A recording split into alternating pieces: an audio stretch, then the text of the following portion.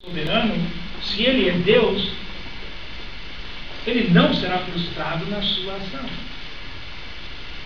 Não pode ser frustrado na sua ação, senão ele deixa de ser Deus. Agora, se Deus dependesse de mim, ele estava perdido. Confesso. Agora, quando olho para a palavra de Deus, eu vejo as coisas um pouco diferentes daquilo que de fato fazemos. Eu acho que nós somos tentados de crer em uma coisa, mas a nossa prática é outra totalmente diferente. Somos tentados a ter uma bela doutrina, mas uma péssima prática. Muitas vezes nos orgulhamos das nossas doutrinas, do nosso conhecimento, e achamos que somos o máximo, mas nada acontece. Agora, se Deus me chamou para trabalhar com Ele, aí o meu trabalho tem que ir numa direção um pouco diferente. Se Deus me chamou para trabalhar com Ele, ser instrumento nas mãos dEle, ser servo dEle, para que o seu trabalho com relação ao seu reino seja concluído e o seu propósito seja alcançado e a sua vontade seja feita, então cabe a mim a investir mais tempo com Ele, tentar descobrir o que Ele está fazendo e me juntar a Ele naquilo que Ele está fazendo, para me alegrar com Ele. E aí a glória dele não é minha. Se der certo e o resultado veio, a glória não é minha. Porque qual foi a minha participação? Foi um instrumento nas suas mãos apenas. Como servo. O servo não tem do que se vangloriar. Ele fez o que devia ser feito apenas. Simplesmente se disponibilizou para ser usado. Agora, o grande dilema é que eu acho que eu não preciso fazer esforço para convencer vocês de que isto é verdade. De que, de fato, esse é o que a Bíblia diz. Mas talvez o meu problema é como eu vou agir daqui para frente, que faça ajuda com que tem. Porque eu sou pressionado, arrastado todos os dias por uma gama de coisas. Na verdade, eu não tenho muitas vezes liberdade comigo mesmo de decidir. Alguém faz uma agenda, eu sou pressionado por uma agenda e eu sou capaz de negociar tudo por causa dela. Porque se eu não fizer, alguém está a me cobrar. Estive contando um pouquinho antes, lá no Seminário Batista, de que as histórias que eu tenho ouvido dos pastores têm sido muito interessantes. E muitas vezes eu tenho serve para mim rir ou então para chorar. Só para vocês terem uma ideia, que um pastor contou-me que ele levanta às 5 horas da manhã, acende a luz da casa de banho e vai deitar novamente, porque se algum líder da igreja passa por aí, vê a luz acesa, pensa que ele está acordado. Ele tem problema. As pessoas cobram demais. Outros disseram assim: eu não consigo desligar o meu telemóvel de espécie alguma. Quando eu vou, o tempo que eu tiro para orar, o meu telemóvel fica ligado, porque se alguém me chama, imediatamente eu saio correndo para atender. Porque eu costumo dizer que esses indivíduos nem pedem licença com quem ele está conversando para atender o telemóvel. Ele simplesmente ignora. Na verdade, criamos deuses à nossa imagem, à nossa semelhança, que satisfaz o nosso consumismo. Um outro problema relacionado a isso, no tempo com Deus, vai na nossa compreensão daquilo que chamamos de oração. Eu sei que estou falando para pastores e líderes aqui, talvez seja ridículo para os outros, mas me parece, por onde eu tenho passado, que tem sido tão ridículo assim. O que é que entendemos como oração? Melhor, entender a gente entende certo, compreender a gente compreende certo, crer a gente crê certo. Eu creio que se você prega, já estuda, você já deve ter falado. Se eu perguntasse aqui, quem aqui já pregou e ensinou sobre oração? Todos levantariam as mãos.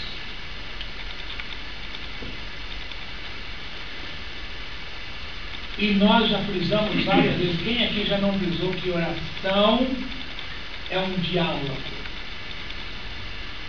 e não um monólogo.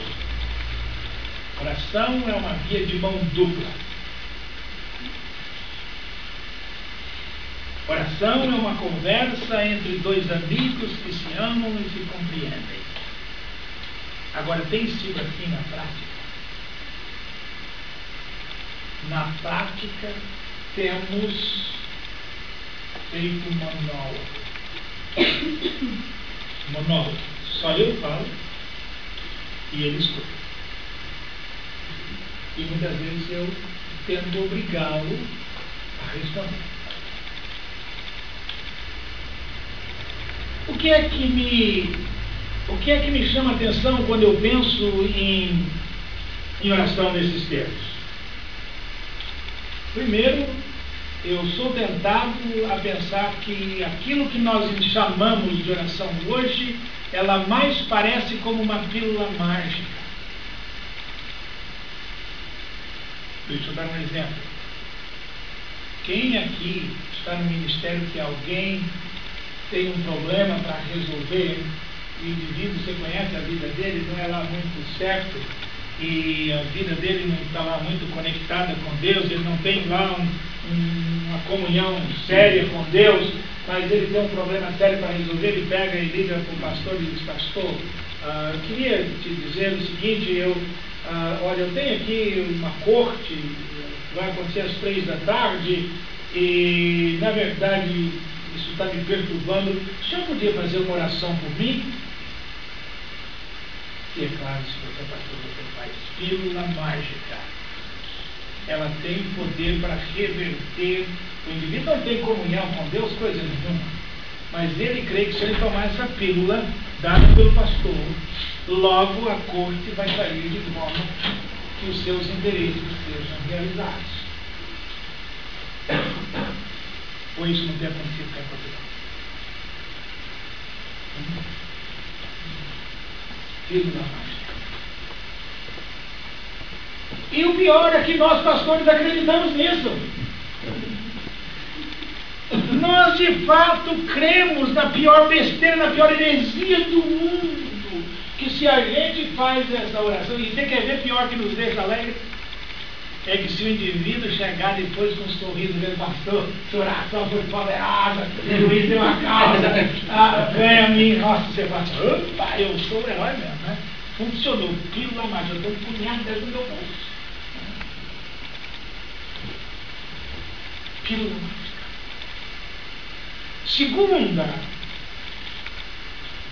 coisa que eu tento analisar do que acontece com o nosso estilo, da nossa prática, não é o que cremos, mas é a prática, é que parece que oração, deixa eu tentar pôr dessa forma, oração é uma ferramenta que Deus colocou à nossa disposição para usarmos para tirar o máximo dele. É uma ferramenta que nos dá, então daí vem chavões, muita oração, muito poder. Muito poder. Pouca oração, nenhuma oração, você usou a ferramenta. Então a oração é um jogo de braço com Deus. Quanto mais eu oro, Deus se curva ante os meus desejos egoístas. Então eu tenho, meu negócio é convencer Deus de que ele está errado e eu estou certo. É isso mesmo. E eu posso te dizer isso. Aí você recebe uma mãe piedosa que investiu na educação do filho por muito tempo, um filho sem vergonha, não quis estudar direito, não se preparou, mas agora ele quer entrar na universidade, ele tem que fazer uma prova para entrar na universidade, e a mãe está desesperada, quer que o filho vá para a universidade, e ela liga: pastor, pede para a igreja orar para o meu filho, ele vai fazer a prova na segunda-feira, pastor, vamos, a igreja entra um clamor agora por meu filho que vai entrar, ele tem que passar nessa prova, é a ferramenta para eu tirar o máximo de Deus. O indivíduo nunca estudou, ele deveria ter estudado e, em vez de ficar aí tentando tirar o máximo de Deus. Então, queridos, tem um problema sério de conceito aí de oração. E um outro fator, se eu quero pôr um terceiro fator para nós pensarmos aqui, é que nós, infelizmente, só descobrimos um tipo de oração. Aquilo que chamamos de oração congregacional, aquilo que nós usamos num ambiente como esse. Então, eu estou aqui à frente, eu quero orar, então eu digo: a irmã podia fazer uma oração, por favor, e aí todo mundo inclina a cabeça, e a irmã, em algumas tradições, tem que ficar de pé, porque não pode orar sentado, porque Deus usa melhor a oração de pé, e aí ela fecha os olhos, não é? E aí ela começa a orar, fala, e aí ela termina em nome de Jesus, e todo mundo diz amém. Você sabe por quê? Deus não fala, não fale Deus, tá bom, eu já falei, já desabafei, agora tá bom, o senhor só ouve e me responde. Não é? Eu brinco aqui com eles, mas na verdade isso é uma oração que tem o seu lugar em culto público, em ambiente como esse, nós precisamos fazer isso. Agora, o problema não é esse, o problema é que nós levamos isso para a nossa oração cotidiana, oração particular, pessoal. Aí a gente vai orar lá em casa, ou no gabinete pastoral, ou onde for, a gente faz a mesma coisa. O que a gente faz? A gente começa a falar e não deixa Deus falar, a gente pratica um monólogo do mesmo Deus. A gente não dá tempo para Deus. Deus quer falar. Deus deseja falar.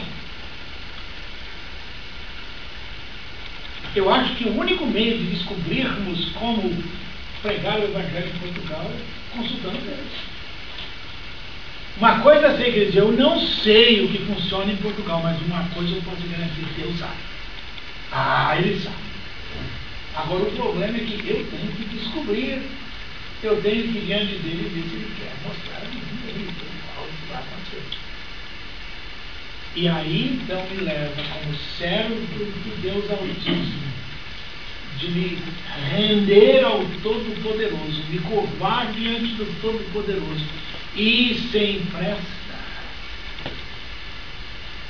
tentar ouvir, bater um papo, um diálogo. E aí eu costumo dar alguns exemplos, não é? Há 8 anos atrás, quando eu encontrei o pastor Alex pela primeira vez lá na Noruega, depois que eu deixei foram 3 dias juntos, né? Depois dos 3 dias eu podia falar do pastor Alex, mas se alguém me perguntar: você pode dizer mais do pastor Alex? Não, eu trabalho na Noruega, mas diga para mim, de onde o pastor Alex veio? Não sei. Ele tem um sotaque meio carioca, mas não sei. Eu acho que ele é daquela região lá do Rio de Janeiro. Mas de que denominação o Alex é? Também não sei, cara. Eu só sei que ele é pastor da Noruega. Agora, 8 anos se passaram, eu desenvolvi um relacionamento com o pastor Alex. Que hoje, se vocês me perguntarem do pastor Alex, eu vou muito mais longe. Eu não só sei de que denominação ele vem, eu sei onde ele foi missionário, em que países ele serviu, eu sei onde ele estudou, eu sei com quem ele é casado, eu conheço os filhos dele, e além do mais, eu posso contar traços da personalidade do pastor Alex. Sabe por quê? Porque nós tivemos um convívio muito próximo desses 8 anos, mesmo morando em países diferentes. E é exatamente assim, queridos, que o nosso relacionamento com Deus tem que ser. Você só conhece Deus a partir do momento em que você investe tempo com Ele e com a palavra. Não é apenas um conhecimento intelectual a respeito de Deus. Nós necessitamos, vamos falar do estudo da palavra, necessitamos sim desse conhecimento. O apóstolo Paulo diz que a fé não pode ser burra.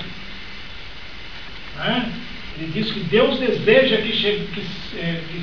Deus deseja que todos sejam salvos e cheguem ao pleno conhecimento da verdade.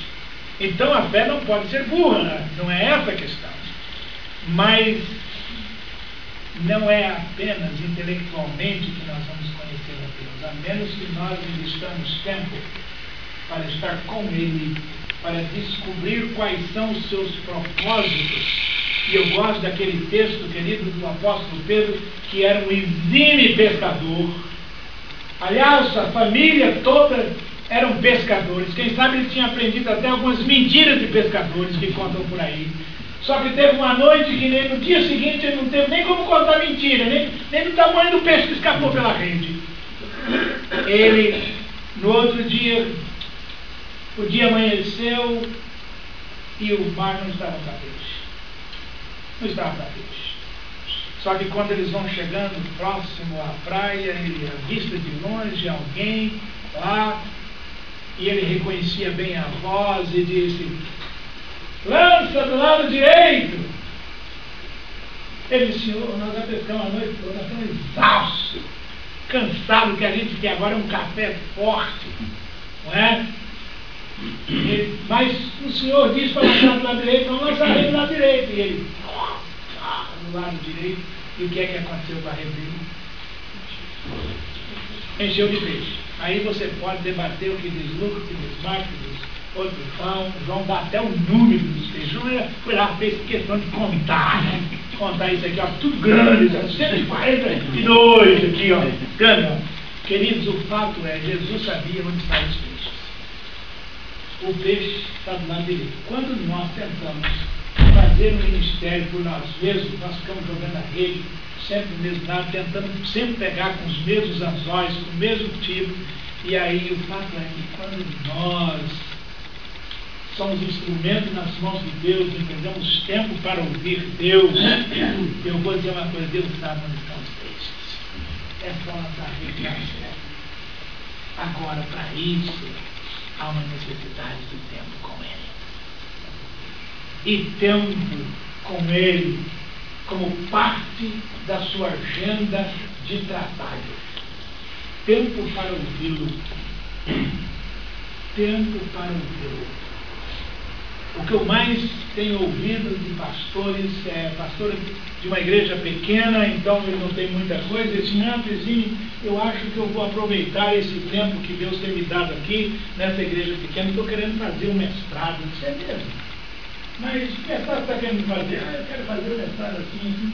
Muito bem, muito bom. Mas o que esse mestrado vai te ajudar no ministério? Bem, na verdade eu só queria aproveitar meu tempo, porque a igreja pequena, assim, quantas horas você ora por dia? Porque eu vou dizer uma coisa: se você investir mais tempo em oração, a sua igreja pode crescer e você ficar ocupado. Aí não vai sobrar tempo para você fazer mestrado. Ou você vai ter que escolher. Eu não sei quantos de vocês viram aqui, mas John Piper uma vez falou sobre Lutero, e eu ouvi, não foi bem a biografia dele que eu li, mas no estudo de mais de 1h20 de John Piper falando sobre a vida de Lutero, uma coisa eu não esqueço nunca.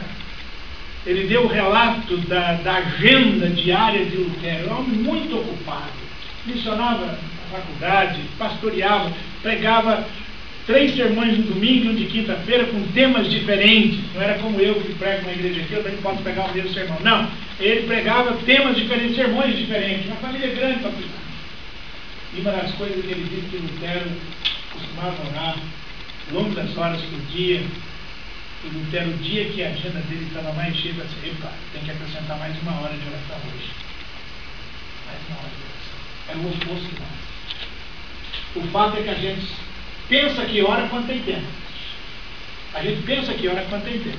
Senão a gente passa naquelas oraçõezinhas tradicionais que nós fazemos no café da manhã, agradecer, pedir, pedir, no café da manhã. Depois, quando vamos almoçar, mais uma oraçãozinha de 30 segundos para agradecer pelo almoço. Aí depois oramos lá pelo vizinho que quer uma pílula mágica. E aí oramos por lá porque o outro tem que passar no vestibular. E assim vai no final da tarde. Se coletarmos o nosso tempo com Deus, não deu muita coisa. Na verdade, nós investimos o tempo conosco. Queridos, entendam uma coisa. Acho que eu pus uma frase aqui que eu preciso ler aqui. O pastor, no desempenho de sua função, deve almejar excelência na vida devocional, sabendo que negligenciá-la é colocar em risco todo o seu ministério e comprometer seu chamado. Não deverá evidenciá-la ou demonstrá-la sob nenhuma hipótese, mas simplesmente buscá-la, considerando-se sempre, para todos os efeitos, como alguém que está a caminho. Sem ela, o ministério não deslancha. Sem ela, o ministério não deslancha. Então, queridos, e o grande dilema para nós colocarmos o tempo com Deus como parte da nossa agenda de trabalho é o conceito que nós temos de oração.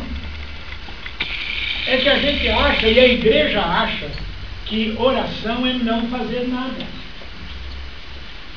Você já parou para pensar? Oração é não fazer nada. A gente só ora quando a gente tem tempo, certo? Para muitos tempos da igreja, o pastor só trabalha aos domingos. Orar não é serviço. É mais ou menos assim, né? A coisa é mais ou menos dessa forma. A irmã aqui tem um problema difícil, ela chega, compartilha comigo, eu fico tão tocado, mas tão tocado, que eu me sinto tão impotente diante daquilo que ela acabou de me dizer. Aí eu toco nela e olho e digo, irmã, eu não posso fazer nada, mas prometo, vou orar. Eu não posso fazer nada, vou orar. Orar é não fazer nada. Um colega meu era pastor na região amazônica e ele morava numa casa onde tinha 2 pisos, o escritório dele era em cima. Uma manhã, ali pelas 9, esse pastor, quando ele era crente, né, nos tempos bons do ministério dele, ele orava por volta de 3 horas por dia. E ele disse que um dia ele estava no momento de oração, mais ou menos às 9h30 da manhã, chega um jovem e chega desesperado, pastor, pastor, pastor. E aí a esposa sai à porta e diz, o que está acontecendo, meu irmão? O pastor está orando. Não, eu preciso falar com o pastor. Ele foi meio desesperado, o pastor desce de lá, chega à porta, o jovem olha e diz, pastor, já que o senhor não está fazendo nada, vim aqui convidar o senhor a fazer uma visita. Já que o senhor não está fazendo nada. Orar é não fazer nada. É por isso que nós temos dificuldade de colocá-la em nossa agenda de trabalho. Em nossa agenda de trabalho. Quem de vocês que está pastoreando uma igreja local, que já colocou no boletim da igreja, eu disse para a igreja, irmãos, não perturbe, o pastor está com Deus, orando agora, nesse tempo com Deus, entre as 6 da manhã, às 9, o pastor está lá, pastor do Senhor. A igreja sabe que o pastor, entre as 6 e 9 da manhã, está em conferência. Agora, o que é que isso ocorre, queridos? Vocês se lembram da história de Moisés e Jetro? Lembra dela? Eu podia contá-la do meu jeito de contar aqui, vocês ria besta, mas não vou fazer isso que é o nosso tempo. Mas o fato é, Moisés tinha feito mestrado no deserto por 40 anos, era pouquinho, 40 anos de mestrado no deserto, e já tinha mais um mestrado feito no Egito, estava preparado, mas não levaram o povo, e ele tinha deixado o filho e a esposa para trás, né? E quando ele está lá no meio do deserto, já com seu povo, o sogro fala assim, Pois bem, ele esqueceu que é casado, quem casa tem que cuidar da mulher, não é? Aí vai levar a mulher e o filho para Moisés, chega lá. Eu não sei quanto tempo Moisés estava longe da mulher e dos filhos. Minha esposa está. Esse mês eu fiquei 3 dias em casa. 3 dias, né? Fiquei no dia 3, dia 12 e fiquei no dia 22. Estou voltando agora na segunda-feira, eu chego em casa meia-noite. Minha esposa chega dos Estados Unidos a meio-dia. Eu tenho falado com ela todos os dias por internet, graças a Deus pela internet, por câmera, né? Mas eu disse assim, eu estou doido para te encontrar, porque para te ver eu te vejo, já não satisfaz mais. Mas desde o dia 8 apenas, vai fazer apenas 25 dias longe, né? Eu não sei, Moisés talvez tinha 6 meses longe da mulher. Mas quando a mulher chegou, em vez de Moisés vir para casa, receber, fazer aquela festa, tirar 3 dias de folga, né? E etc. Sabe o que aconteceu? Moisés chegou de tarde. E sabe o que Moisés fez? Fez exatamente o que todo pastor faz. Contou para o sogro a beleza do ministério, estava funcionando. Você já viu 2 pastores conversar?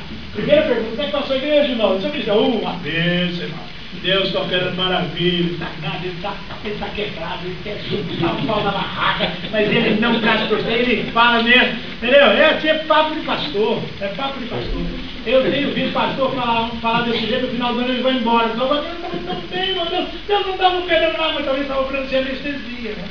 E o fato é, a realidade é assim, Moisés, quantas maravilhas, o que é que ocorre? Ficam tão felizes que faz uma churrascada e aí faz aquela festa na noite. O que Moisés não esperava é que o sogrão, homem, tarimbado, ficasse lá para o outro dia. Moisés levantou no outro dia cedo, em vez de curtir a mulher e o filho, vai para o trabalho, vai para o gabinete pastoral. E lá fica o dia inteiro. E Moisés sobrando lá olhando. E Moisés não aparece nem para almoçar, jejua aquele dia, não teve tempo. A agenda pastoral dele estava tão lotada que ele tinha fila para atender que ele não pôde nem vir almoçar.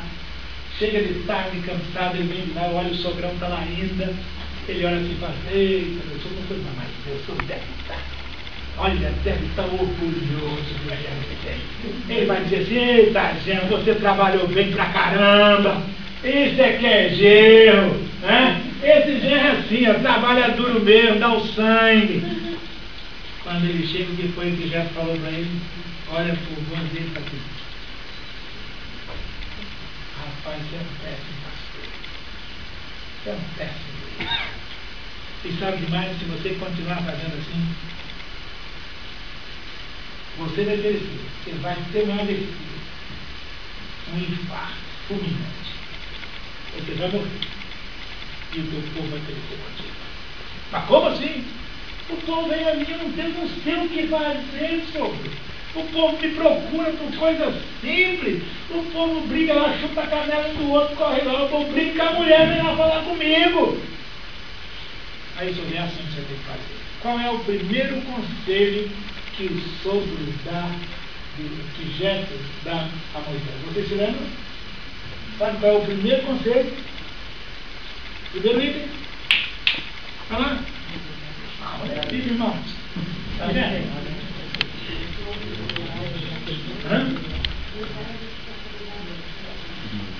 Mas antes de ele vai falar assim, olha, agora você vai distribuir tarefas. Você vai delegar. E o teu trabalho, a primeira coisa, a sua função é apresentar o povo diante de Deus. Acontece que o que menos fazemos com o pastor é orar pelo povo. Gastar aí 1 hora de livro, orando pelos membros da sua igreja, pelo vizinho, e etc. Porque nós não temos visto tanta coisa que a gente orar pelo rebanho que não possa falar. Às vezes nós não temos tempo. A intercessão pesa, dói. A interceder não é um trabalho fácil, escolha. Há 2 anos atrás eu tirei 3 dias para ficar em silêncio num local retirado e ouvir Deus teve um dia que, quando foi 10 da noite, eu estava tão cansado.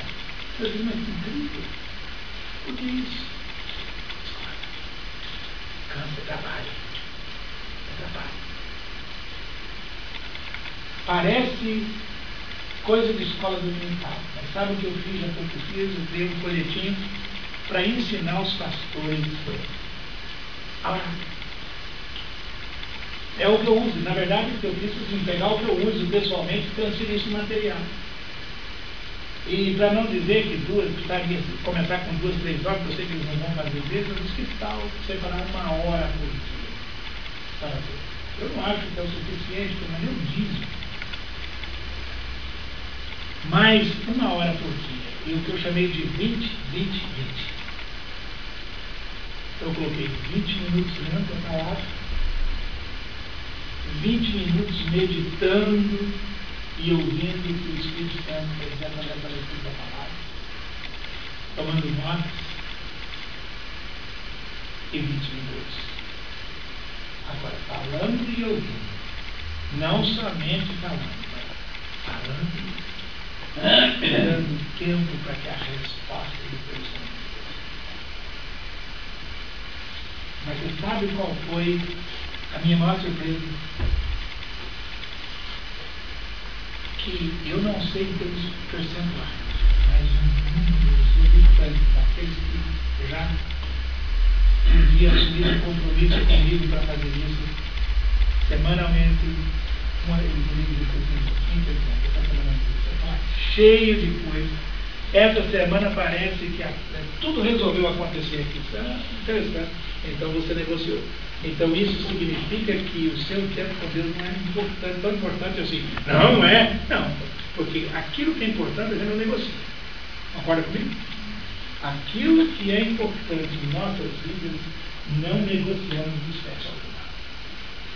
Essa é a verdade. Queridos, eu não tenho mais tempo para gastar nisso. Eu podia gastar com outros textos, eu queria lembrar vocês de mais um possível, que é o de Marta e Maria.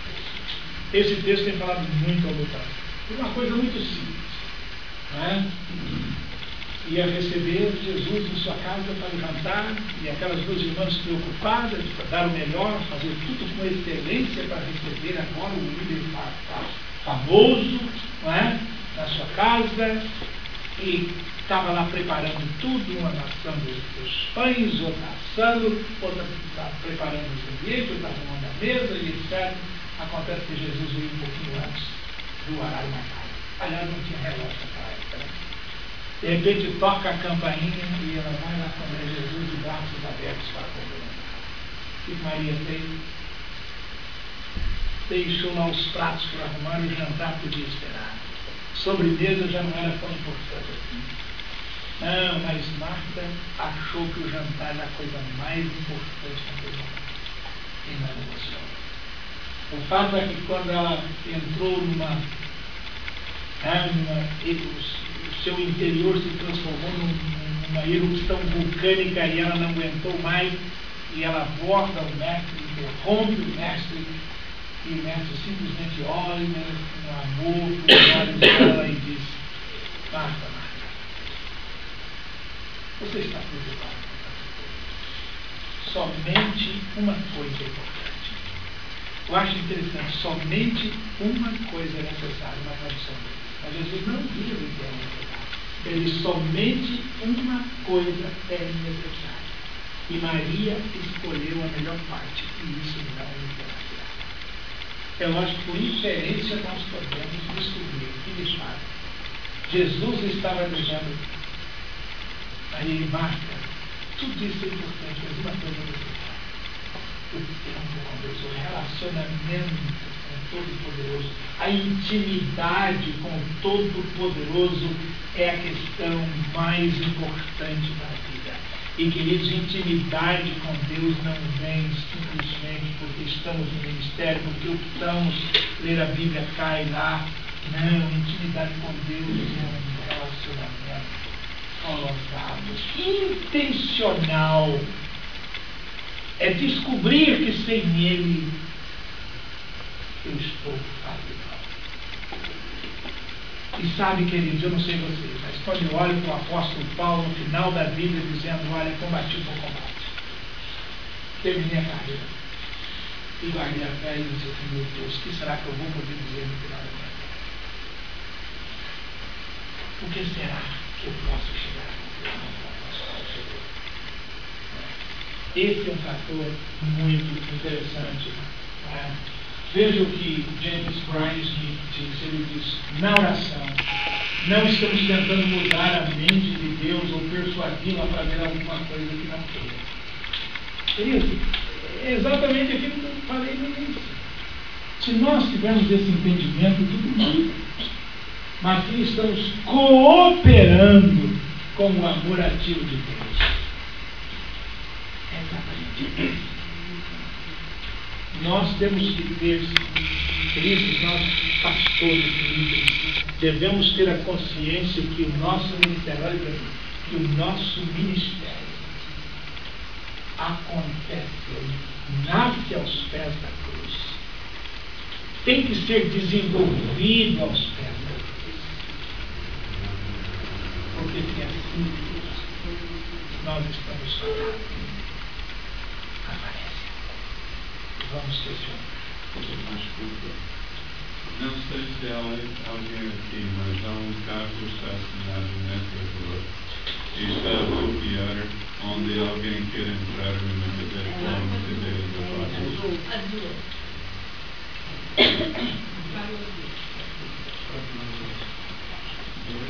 Desculpa. Ok. Então, o pastor deve ter a consciência de que seu ministério somente acontecerá aos pés da cruz. E deve ser desenvolvido à sombra da cruz de Cristo. Senão, ou desta maneira, ele somente vai comer frustração. Bem, faltando poucos minutos, né, para terminarmos aqui, não era tempo de falar dos outros itens. Então, como livro, todos os dias somos submetidos a certas circunstâncias que precisamos tomar decisões de fazer escolha verdade, não. Você faz escolhas e toma decisão do seu amanhecer ou anoitecer. Agora, como é que você sabe que essas decisões que você está tomando são as decisões que Deus sobre isso? A negligência em relação à oração permanece como um dos principais problemas da igreja contemporânea, consequência disso no ministério. Eu tenho encontrado isso de forma realmente alarmante, não é? Então é preciso recuperar a noção da importância da vida de oração, do estudo da palavra, da alegria que seu exercício produz com aqueles que se dedicam. Eu vou pular alguns aqui para chegar, vou pular esse texto que eu queria falar para os irmãos, sobre falar para o solitário. Isaías, mas deixa eu tratar, só dar uma pincelada em um pontinho aqui, nós paramos para ele, não vai ter. Duas coisas apenas para os irmãos lembrar. Quando eu falo sobre leitura, sobre estudo da palavra e leitura de livros, é que eu tenho descoberto. Primeiro, o nosso trabalho, o nosso ministério, ele é de conhecimento. Eu tenho descoberto que o ministério estuda tanto que os pastores esquecem de ter de ler. Ler. Ler a Bíblia, ler bons livros. É incrível, muitas vezes eu chego em algum gabinete pastoral, dá para contar os livros, muitos deles velhos, amarelados. Não há livro novos, não há livro. E quando tem, você olha assim, você sabe que não foi livro. Eu estava dando um curso na divisa com a Argentina, lá no Rio Grande do Sul, bem na divisa com a Argentina, um grupo de pastores, e eu disse assim, irmãos, vocês têm que estabelecer um objetivo de leitura diária. Assim como a oração precisa estar na sua agenda de trabalho, leitura também. Então estabelece aí uma quantidade de páginas. Aí eu dei um exemplo, só posso dar um exemplo meu. Eu tenho um objetivo de leitura de 30 páginas por dia. Isso equivale a dizer que eu consigo ler um livro por semana. Aí um daqueles pastores mais afoitos deu uma risada e disse: ô Betinho, que é isso, rapaz? O ano passado eu estava tão feliz que eu consegui ler 3 livros, você vai dizer um por semana? Parece que nós nos orgulhamos da nossa mediocridade. A mediocridade. Aí, 2 semanas atrás, eu estava com um colega meu americano, o Ian McDonald, um homem fantástico, um homem conhecido na América para levar a igreja a fazer discipulado e etc. Tem vários livros escritos. Estava falando numa conferência no Brasil, eu estava interpretando, nós ficamos no quarto do hotel junto, e lá pelos nossos papos, e Glenn, quantos livros você leu esse ano? Ele falou: até agora eu li 192. Eu disse: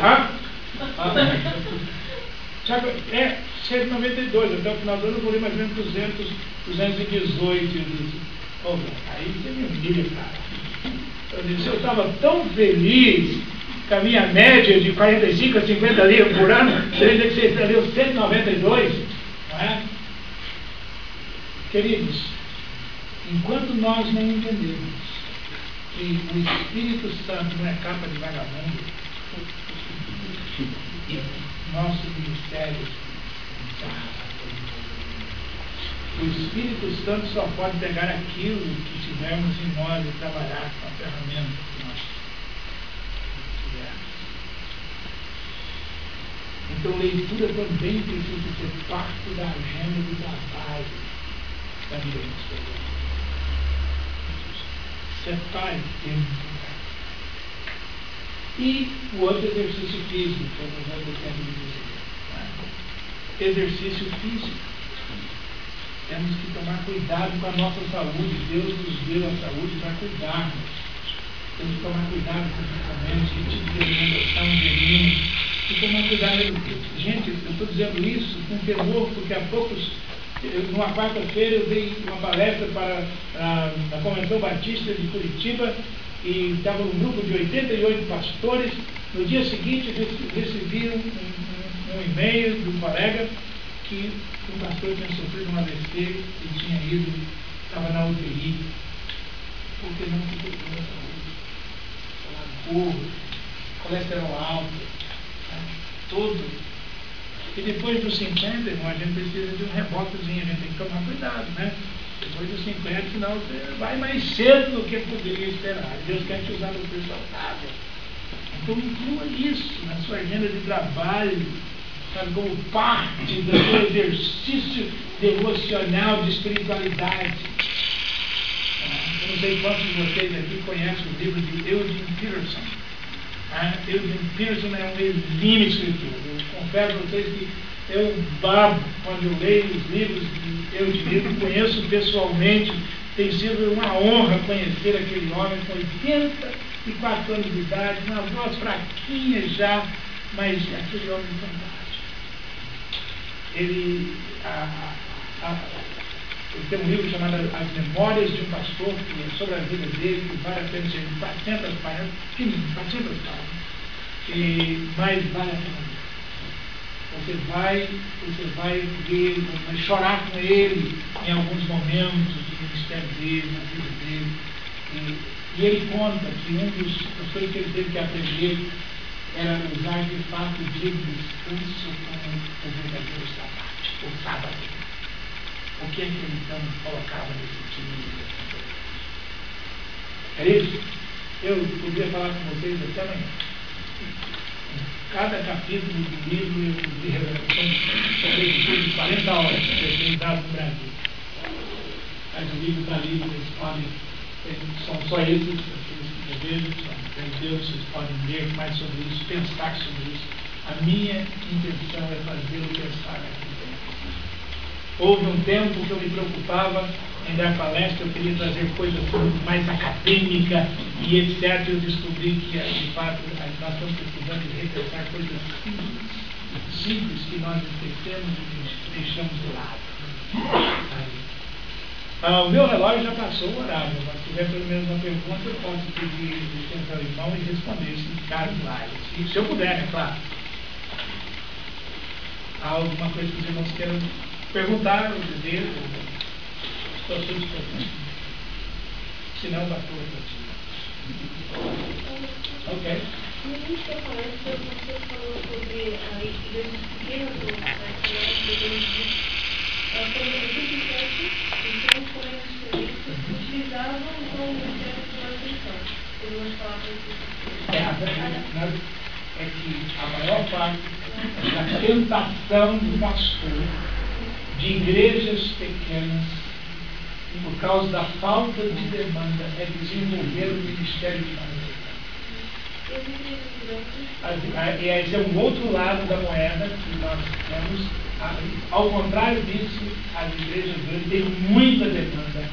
E aí então ela suga de tal forma que entra em um profissionalismo e acaba trabalhando desse outro lado. A minha intenção era mostrar os dois lados com a mesma tentação de forças diferentes, que leva a cometer o mesmo pecado sobre a questão do ministério, e entrarmos colocar o piloto automático. Uma questão que gostaria de perguntar: como é que um membro de uma igreja que percebe que a liderança, que a sua igreja está em piloto automático, como é que ele pode intervir? Boa pergunta! Eu poderia citar com algo, olhando para a história, eu creio que vocês já devem ter estudado por aqui, onde foi que surgiram os avivamentos. Interessante que os avivamentos nunca surgiram no púlpito, nem sempre brotou de bons sermões. Normalmente os avivamentos surgiram de um grupo de pessoas simples. Meu chefe é responsável pela Ásia e ele tem uma foto da país aqui na África, agora me fugiu, que ele inclusive mostrou lá um templozinho pequenininho que duas senhoras se reuniam para orar, Etiópia, se reunia para orar diariamente. E houve um avivamento tão grande que hoje parece que são mais de 5 milhões de membros daquela denominação, daquele templozinho pequenininho, que tem umas 5, 6 pessoas, que surgiram de duas senhoras orando. Então, se eu pudesse te responder utilizando as coisas da história, eu dizia que onde o membro possa ajudar é exatamente começar a colocar lenha no fogo. Jogar um gasóleo ali para pegar fogo e fazer aqueles do chão, fazendo essas coisas. Essa, a meu ver, é a solução. Pastor.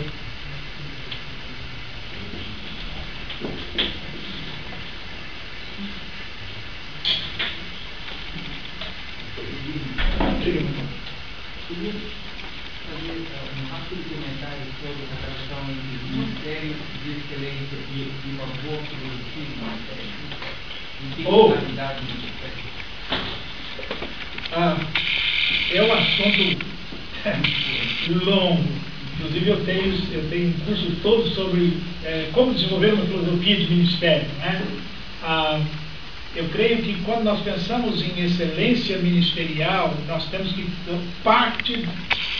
o início é desenvolver juntamente com a nossa liderança uma filosofia de ministério, onde começa de você saber, de você trabalhar com um propósito, onde se quer chegar, o que é que vamos usar, né? De que forma vai ser isso, aquilo, tudo com excelência. E essa colocação sua me leva a uma outra, que quando a gente fala em excelência, as pessoas pensam em dinheiro, né? Mas a minha igreja não tem dinheiro para fazer isso, mas não tem dinheiro para investir nisso. É o contrário, né? Quando você para pensar, eu costumo dizer que, primeiro, pare e pense sobre uma eclesiologia missional. Esse é o termo que a gente tem muito usado no Brasil, principalmente no CTPI agora, lá em Campinas, dentro da nossa, daqui que estamos fazendo com as igrejas, nós hoje estamos ajudando a plantar mais de 100 igrejas, que nós chamamos da Conexão África 17. Então a gente tenta repensar com aquele grupo que nós chamamos de core group, grupo base, uma eclesiologia missional. E a partir da definição da eclesiologia missional, nós começamos a definir uma filosofia de ministério. E aí a gente entra com excelência em tudo. Aí é uma gama de estudos que eu tenho dado, até na escolha dos líderes, na escolha de quem vai fazer o quê. Então eu tenho até brincado muitas vezes, porque é na brincadeira que as pessoas entendem, você descobre ministério desenvolvido por dons, né? E não por apadrinhamento, coisa assim. O que a gente tem encontrado na igreja muitas vezes tem um exímio professor sentado ao banco, enquanto o indivíduo na frente lendo um negocinho lá, não é? Então eu costumo dizer, você tem o dom de ensinar? Tem. Porque quantos livros você lê? Bom, o apóstolo Paulo diz que, né, que se você tem que fazer, você faz com excelência, não é? Então se você gosta de ensinar, no mínimo você tem que ter interesse por aprender, por desenvolver, etc. Eu brinco assim, pastor, eu gostaria de cantar, eu sinto que eu devo servir no conjunto, né, cantar e etc. Muito bem, então canta aí um pouquinho para ver, não dá para cantar nem no banheiro, né? O cara está com a rachada e acha que foi chamado para cantar. Quando ele canta, todo mundo chora, não é?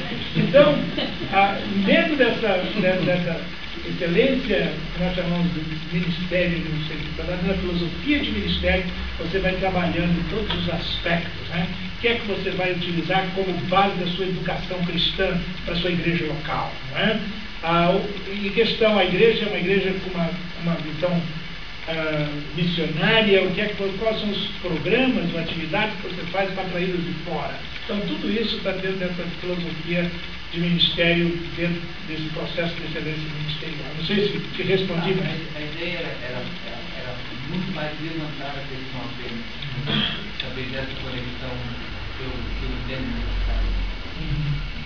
Esse filosofia de ministério e ministério. Bem.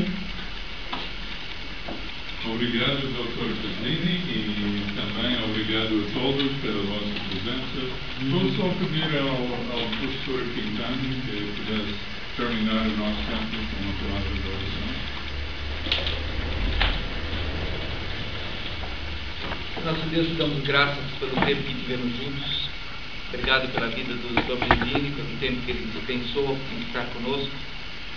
Ó Deus, que teu Espírito Santo esteja ministrando a nossa vida naquilo que de fato necessitamos, diante de tudo isso que ouvimos, Pai, que possamos abrir mais nossa mente, nosso coração e buscar mais de Ti, sobre o que de fato Tu queres que façamos. Queremos ser cooperadores contigo, por isso ministra a Tua graça de maneira especial e age sobre esta nação, nas vidas, nos ministérios, Pai, na vida de tantos líderes e pastores, tantas igrejas que precisam de um toque especial do Senhor. E obrigado porque o Senhor ama esta nação, o Senhor ama o teu povo aqui, e pedimos a tua graça, mover o teu Espírito Santo na vida dos líderes, pastores, dos irmãos das igrejas, despertando, Pai, a chama do teu Santo Espírito para um mover maior, mais abundante do Senhor. Leva-nos a uma vida de busca mais íntima e mais excelência contigo, Pai. Nós oramos em nome do Senhor Jesus. Amém. Amém. Obrigado.